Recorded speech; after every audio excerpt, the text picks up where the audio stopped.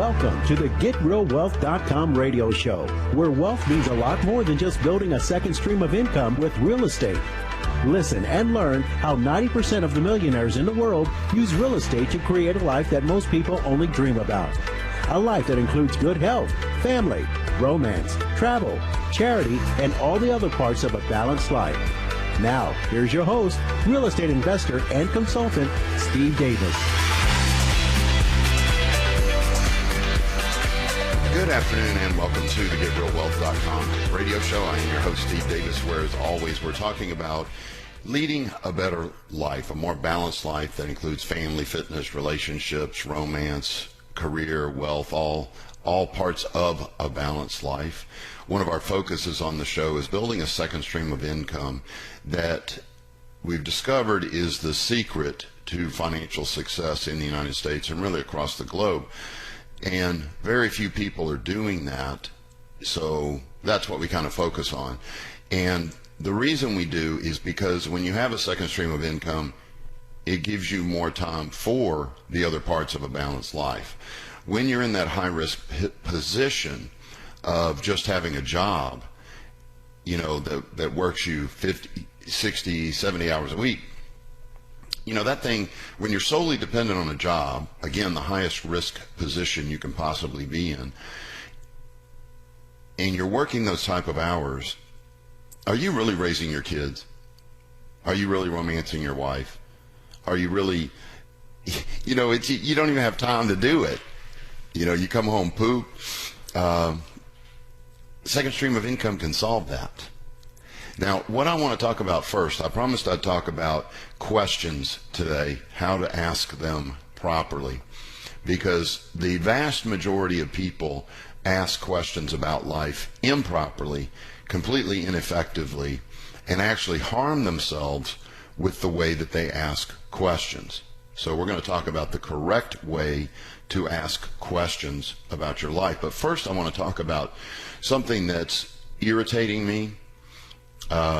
It might even be making me sad a little bit. I'm up to the challenge, don't get me wrong, but I'm dealing with a lot of older people. I'm 55. Really, if you're 50 or above, I'm talking to you right now. But I want the 44-year-olds, especially 42-year-olds and up, especially to listen to this. And it's this realization. I guess I'll start with the 42-year-olds. If you're 42 years or more old, how many of you remember when you were 22? You had just graduated college, or if you didn't go to college, you were fresh at a new job. How many of you remember being 22? How long ago was that? And don't give me the years. How long ago does it feel?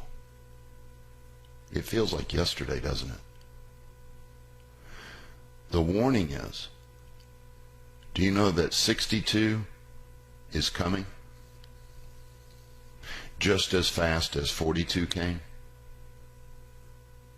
Will you be prepared? Think about it. You're midway to 62 if you're 42. If you're older than that, you're obviously much closer. Time flies. And I'm consulting people in their 50s and 60s who are struggling and beginning to make life-changing decisions to start building wealth with real estate. And I can see it in their eyes, you know, and this is said with respect, and I hope love and caring. They're scared. There's no other word for it. 60 snuck up on them. 65 snuck up on them. 70 snuck up on them. And my sales pitch to you is that it's going to happen to you if you don't prepare now. See, there's two distinct groups of people who I'm consulting with now, and it was, I'd say, 10 or 12 families that said to me, A, they had just been fired,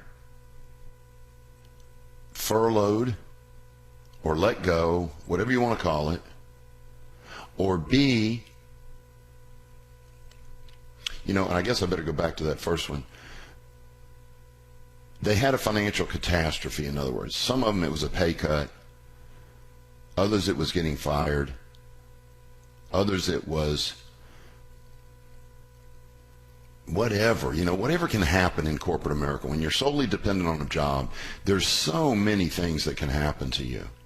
COVID was a surprise, but it could happen again. Or B, they've come to the sudden realization or epiphany that they're old.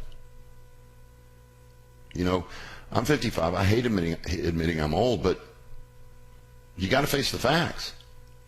My energy levels are not the same. My sex drive's not the same. My mental capacity's not the same. Getting old sucks. And it doesn't get better. It gets so bad you die. And people are like putting off living until they're old. Oh, I'm saving my pennies for when I can retire. I want to retire early at 60. 60 sucks. 65 is worse, 70 is worse, 75 is worse, 85 you're dead. Stop putting off living for this thing they call the golden years, which is a bunch of BS. The golden years are not the golden years. You know when the golden years are? 25 to 50. Maybe even 45. 25 to 45. Those are the golden years. But the problem is most people waste them. They don't plan. They don't save. They don't build wealth for their elderly years. I just saw a thing where 25% of Americans have $0 saved at 65. Zero saved for retirement. 25%. Something like 38%. The average is 178. You can't retire on $178,000. Divide that by 18 years, which is the average lifespan in retirement. That's $10,000 a year. How many of you can live off of $1,000 a month? Nobody's retired. You can't retire with 170.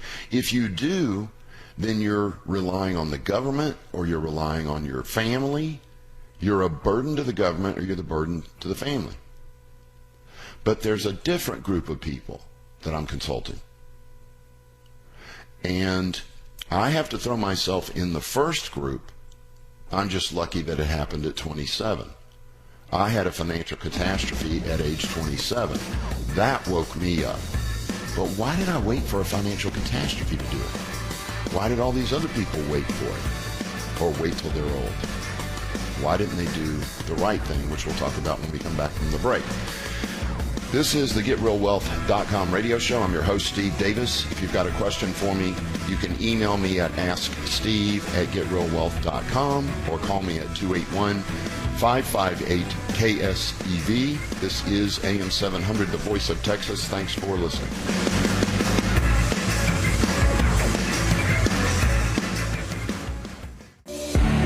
Are you tired of losing money in every down market? Did you know that real estate makes money in both the up and down markets? In fact, we make more money in the down market. Hi, this is Steve Davis, host of the GetRealWealth.com radio show. Yes, we are praying for a down market, and you should know why. To find out why, attend our free 2-hour introductory workshop. To reserve a seat, visit GetRealWealth.com and click on the free workshop button at the top of the page. That's GetRealWealth.com. Thank you.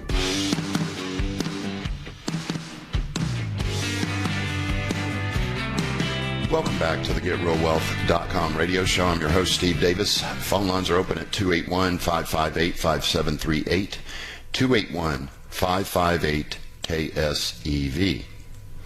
So at the end of the last segment, I admitted that I fall into the category that I was hopefully not making fun of, but making a point that it's really not the smartest decision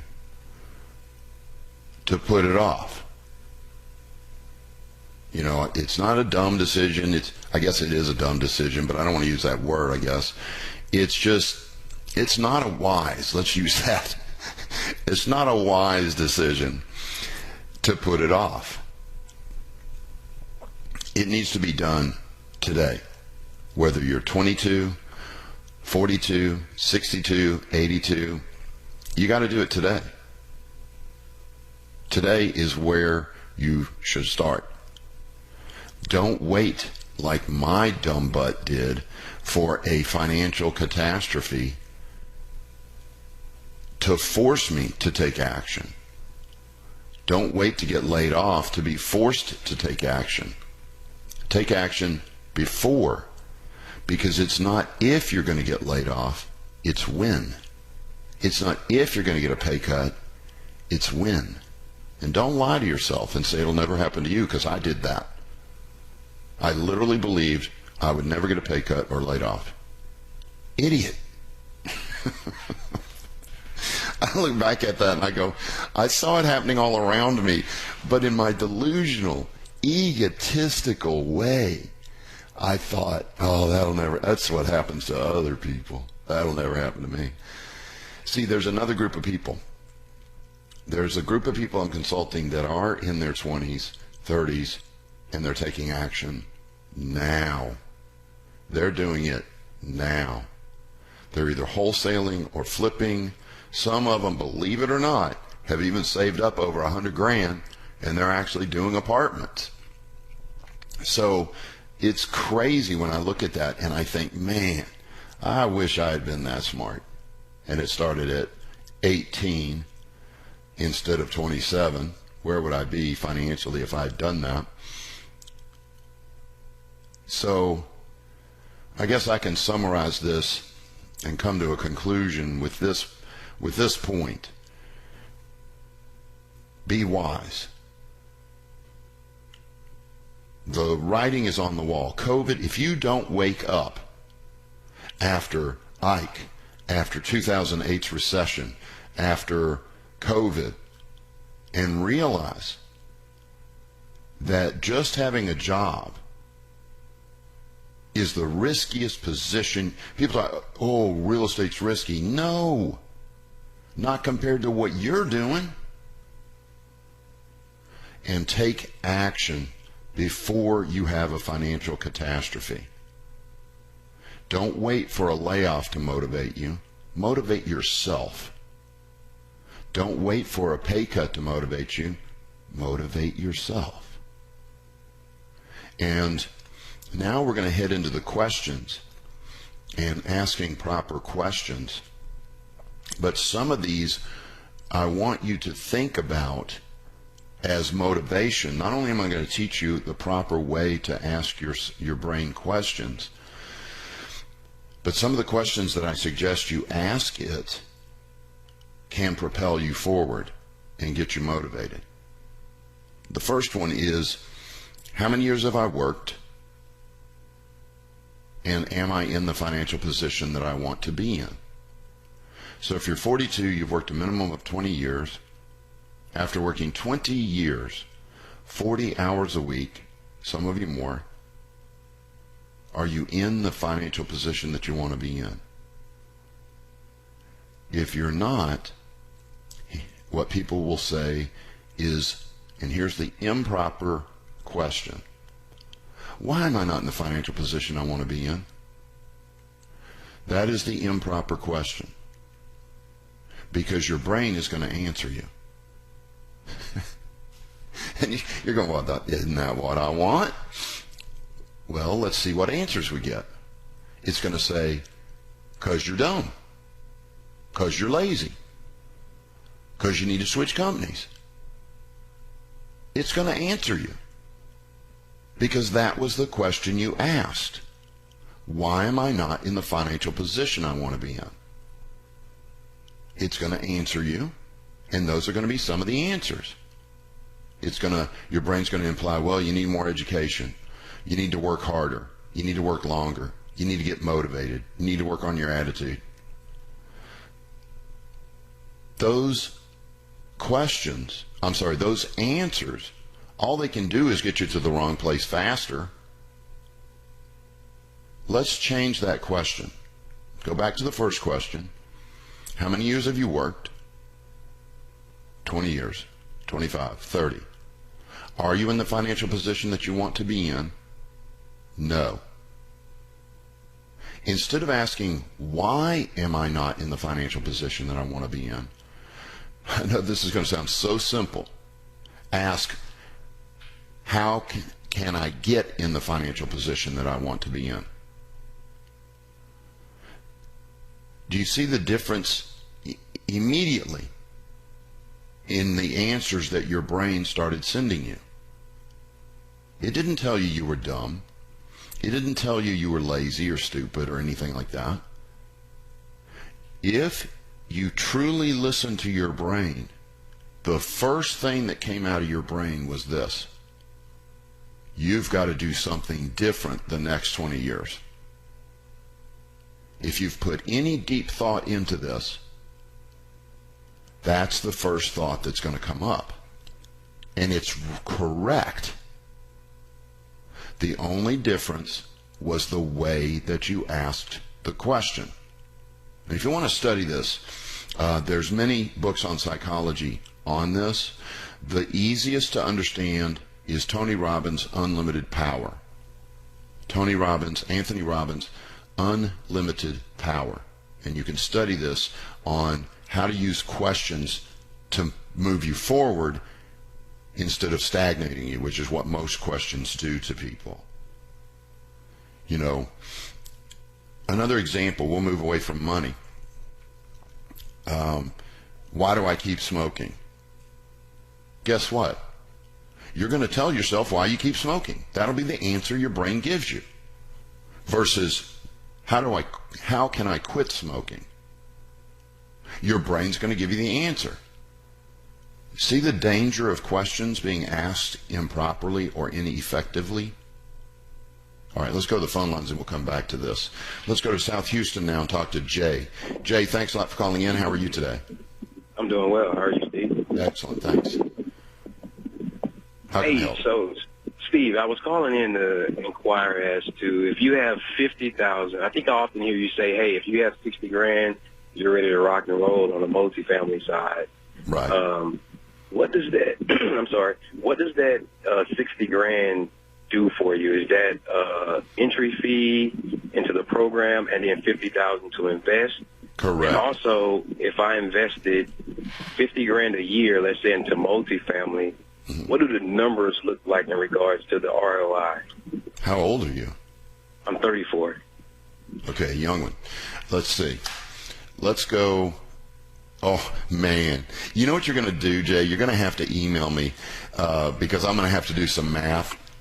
But let's say that you did $50,000 a year. Let's just do over a 5-year period. And then we can expand it out if you'll email me. Okay. But if you put $50,000 a year, and every 2 years, and it might take 3 years, but let's just say every 2 years, you're doubling your money. By the end of your second year, you've invested $100,000, but you've gotten $50,000 back. You're now at $150,000. The third year you invest $50,000, you're going to get another $50,000 back from the second $50,000 you put in. You now have 150 plus 100. You now have 250. You do it the fourth year, you get another 50 back. You have 350. I think that's right. And the fifth year, you'd have 450, and you'd have only invested 250. So you'd made about $200,000 in the following year. You'd make another $50,000 if you didn't invest. So as a rule, Jay, the way it works is you're doubling your money about every 2 to 3 years in a multifamily project. Okay. Now, sometimes it's less, but sometimes it's more. Okay. Well, thank you very much. Does that help a little bit? My example may have been a little confusing. I think it's easier, the last statement.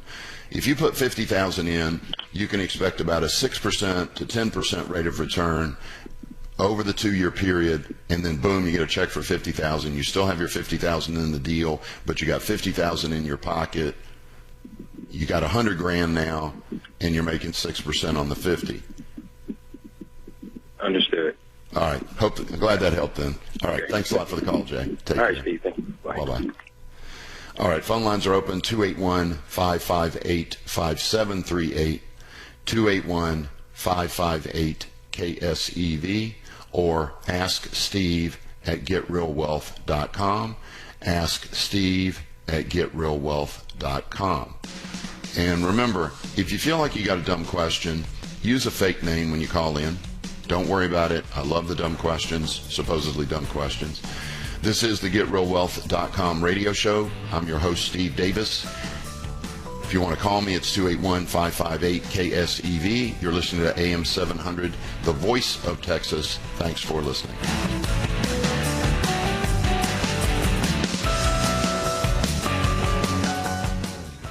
Do you dream of a better life for you and your family? Do you want more time with your family? Would you like to travel more? Would you like to be less dependent on a job for your income? The solution is simple. Build a second stream of income. We can show you how. We are offering a free 2-hour introductory workshop on how to use real estate to build a second stream of income for you and your family. To reserve a seat, visit GetRealWealth.com and click on the free workshop button at the top of the page. That's GetRealWealth.com. Thank you.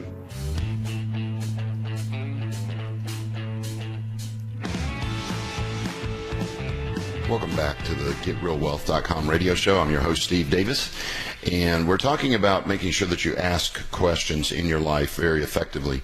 The problem is your brain is, you know how it's like a computer, garbage in, garbage out?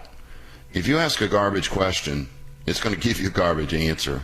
Like I was saying, why do I keep smoking? Because you're dumb, because you are addicted, because you love it, because it feels good. Does that help you at all? Not at all. But if you ask, how can I quit smoking? Your brain will also give you the answer. And unfortunately, because addiction is different for everybody, the answer is going to be different for everybody. But your brain will give you the answer, but you've got to be asking the correct question. So when you ask that question, why am I not in the financial position that I want to be in? Your brain tells you all the negative reasons, and many of them are real. I'm not trying to pull punches on you. You got to face it. Many of them are real answers, but it does no good. It's not helping you. It's not propelling you forward. It's not motivating you. You want to ask the question, how can I get in the financial position that I want to be in? And your energy and your focus needs to be on those things, not the negativity from asking the wrong question. So the takeaway from this little short lesson, because I really want you to study this, and again, the book is Unlimited Power by Anthony Robbins. Read that book. When you get to that section on questions, pay close attention to it. Robert Kiyosaki even talks about how people say things that really should be questions. One of the ones he talks about is people say, well, I want a beach house. And they say, but I can't afford it. Wrong and ineffective. It's, I want a beach house. How can I afford it? Well, your brain will answer that. If you tell it can't afford it, it's just going to agree with you. But if you ask it and say, how can I afford it? It's going to go, well, let's see, your beach house is going to probably cost all in about $5,000 a month for garbage, gas, electric, whatever. You need to go buy, if you make $400 a month per rent house, you need 13 rent houses. Go buy 13 rent houses, and then you can buy your beach house. And it's paid for by your 13 rent houses, which are also making you rich. It will answer. So again, in conclusion, Be very careful and kind to yourself when asking these questions. Don't say, why am I fat? Say, how can I get in shape? Don't say, why do I keep smoking? Ask how you can quit. Don't ask why I'm not in the financial position I want to be in. Ask how you can get in the financial position. If you'll notice, the why questions are kind of the dangerous questions. And the how is the good. Okay, let me go to the phone lines here. We got a call from Sugarland from Roger. Roger, thank you so much for calling in. How are you today? Hey, Steve, I'm great. How can I help? So here's the question: is I've got a few rental properties now that are on the older side, meaning close to approaching 30 years old. At what point, or what is the formula that you typically use of how long to hold on to that property to avoid, costly kind of remodel type repairs? Sure. What I always did with single-family rentals was by the seventh year it's for sale, because you need that exterior paint, interior paint, probably new flooring. They add up to $15,000, and what I was thinking was, well, let me just sell it, get my equity out of it. By then I had enough equity in it to buy 2 or 3 more, so that's a better use of that money anyway, and then let the next person do the capital improvements, whether it's an owner-occupant. Well, I never sold to investors. I never was able to get a good deal from an investor, so I always sold to owner-occupants. But I did, Roger, give them $15,000 off. I would say, look, this house is worth $220,000, but it does need paint, it does need exterior paint, it needs about $15,000 work. I'll sell it to you for $205,000. Boom, we struck a deal and moved on. So a good rule of thumb is about 7 years. Yeah, when those capital costs start really adding up, I'd rather sell it and take that equity and go buy 2 or maybe even 3 more and rehab them up front. I always rehab my properties right up front. That's why they last for 5 or 7 years with almost no capital expenses. So the follow-up question is you owning the property for 7 years, correct? Yes. Okay, because one of the properties I have, we did the fix and remodeled it when we bought it about 8 years ago, or actually 9 years ago now, and it's about to need another roof and all these kind of things, and so we're just thinking maybe it's time to go. I think you're probably right. Roger. All right, well, good. Thanks for your help, Steve. All right, good luck. Take care. Bye now. Okay, got a question here. You mentioned the this is an email question from Merlin. Great name, by the way. You mentioned 401k trust on your show yesterday. I Googled for information and could not find anything on it. Do you have a link where the information can be found? Well, Merlin, that was the whole point of the show. So I really appreciate this email. The whole point of the show is there is no information out there on the 401 trust because stockbrokers and financial planners can't make money off of it. You make money off of it, not them. They don't want to talk about it. It's sad. But Merlin, that was the point of the show. It's almost impossible to find information about it unless you join a group like ours. Doesn't have to be us, but it's got to be somebody that knows this stuff. We have the information. We have the CPAs on our team that know how to do it.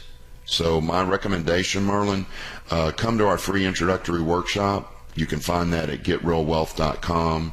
Upper right-hand corner, it will say free workshop or free course. Take that free course, and I'll explain how we use the 401. And if you enroll, I'll even put you in touch with my CPA that can teach you how to set one up.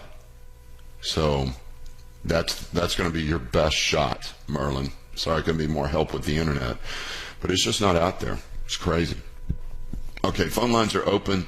281-630-7802. I'm sorry. I'm reading the number. Please disregard that number, and if my producer would please delete that from this show. The phone number is 281-558-5738, 281-558-KSEV, or email me at asksteve@getrealwealth.com. asksteve@getrealwealth.com. Okay, so I think we're kind of done with the questions, but I do want to leave you with the two that I really urge you to ask yourself. Are you in the financial position that you want to be in?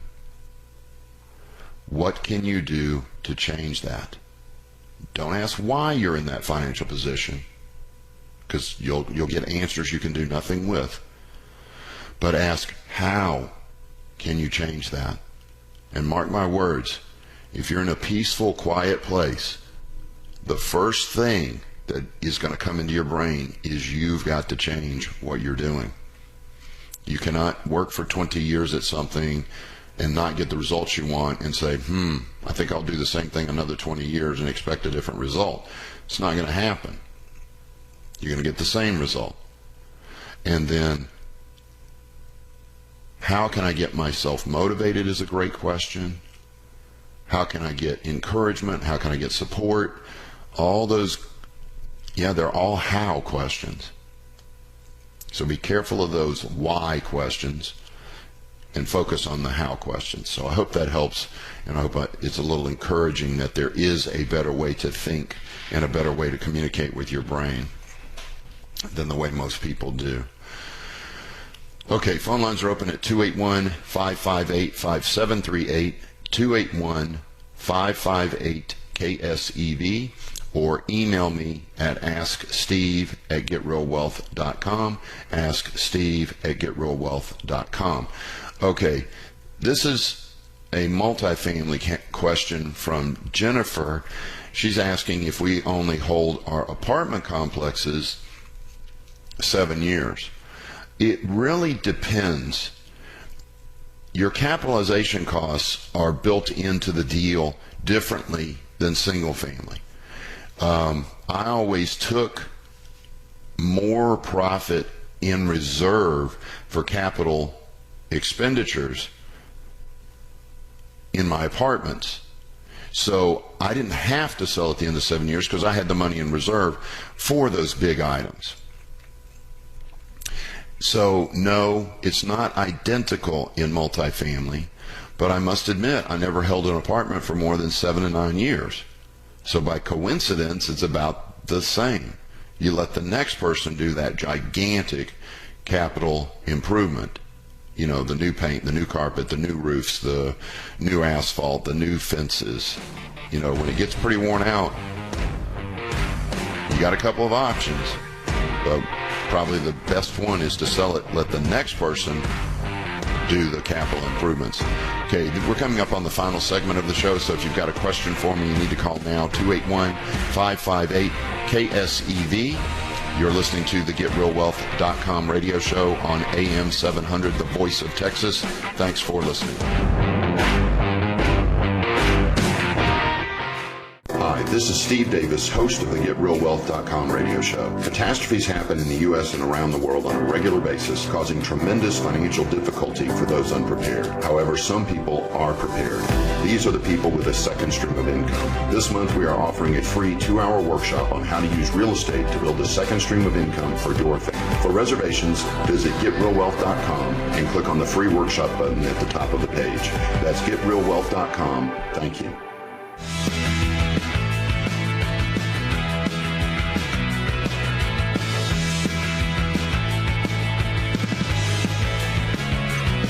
Welcome back to the GetRealWealth.com radio show. I'm your host, Steve Davis. I've got a email here that I'm going to bash because it is, unless I'm misreading it, and I read it twice, but I swear to you, someone just emailed me. I'm not going to give the name, and I do want to make a bold statement. I love and care about you. That's why what I'm about to do is crush you. What in the heck are you talking about buying houses at full price? Where on my show, any real estate investor show, do you get the idea that you go out and buy two of the highest priced houses in the neighborhood? And it appears that this individual is a realtor, possibly, and their spouse. I'd love to know where that came from. No competent investor ever pays full price for a house. Never. I don't have one house that I ever picked up for less than 12% below market. And most were 15, 18, 20% below market. So on a $200,000 house, my all-in was $176. That particular deal, the worst one I ever did, it was worth around $200. My all-in, listener, all-in, that means purchase price, rehab, and closing costs, were $176. I bet that in your analysis of this deal, you neglected to put the closing costs in there. So when you're paying full price and you pay your closing costs, you're paying more than it's worth. Never, ever do that. Here's why. What you're talking about is speculation, not investing. You're thinking, I'm going to buy the nicest house in the neighborhood and wait for it to go up in value. Bull crap. That is for the ultra rich speculators that don't need money. They don't even care if they lose money. They're just going to wait 40 years. And what's gone in 40 years? Their life. See, and we'll call this person, so I have a name, Bella. Bella, I want you rich now, not 40 years from now. You want to be a speculator, you'll be rich in 30 or 40 years. You won't have any cash flow during that 30 or 40 years, but yeah, when you sell them 30 or 40 years from now, you'll make a lot of money. Is that what you want? Or do you want cash flow now? You want wealth now, when you can romance your husband, travel, have fun. Bella, go take a course on real estate investing, because that is without a doubt the worst strategy you could possibly have, is turning real estate investing into speculating. What you want to do is get away from those houses. Oh, you did have the right target price range, though. I'll give you that, Bella. And well written, too, by the way. I can understand it very clearly. But please, go take a course on real estate investing. The problem with most realtors is this. Realtors say, you ask a realtor, you say, why'd you get your license? Because I wanted to be an investor. Great. How many years have you been a realtor? 20 years. How many rental units you have? 0. See the problem? Realtors know nothing about real estate investing. Oh, Lord, my email's going to blow up. Nothing. Nothing in your courses teaches about real estate investing. They teach you how to sell other people's real estate and nothing more. That's all you know. You don't know about internal rates of return, cash-on-cash rates of return, how to buy properties at discounts, how to wholesale, how to flip, how to do apartments. Do you know any of that? I would suggest you probably don't. Take a doggone course.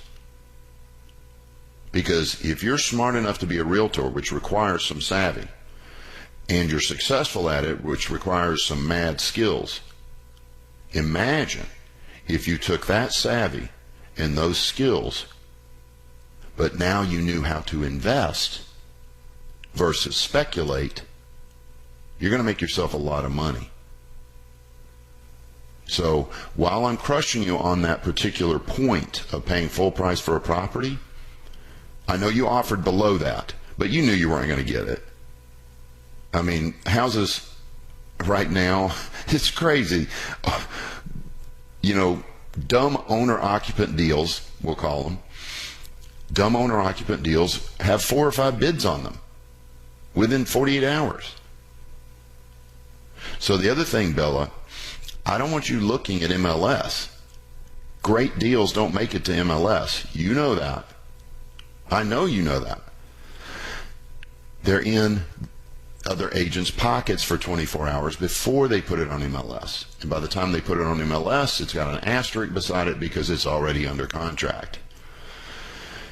So, Bella, please don't let anything that I said be discouraging. I just wanted to get that point across to everyone listening. You do not pay full price for property.